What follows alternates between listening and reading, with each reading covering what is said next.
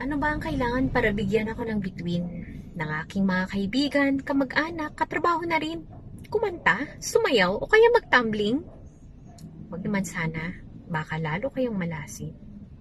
Kapag ako'y kumanta, magsisisi kayo. Dahil super typhoon ay pupunta rito.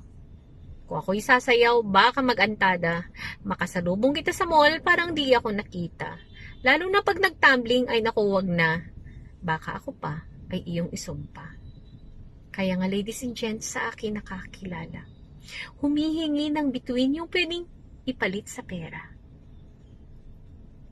Beka naman, kaibigan, meron ka dyang extra para sa mga kabalbalang aking pinagagawa.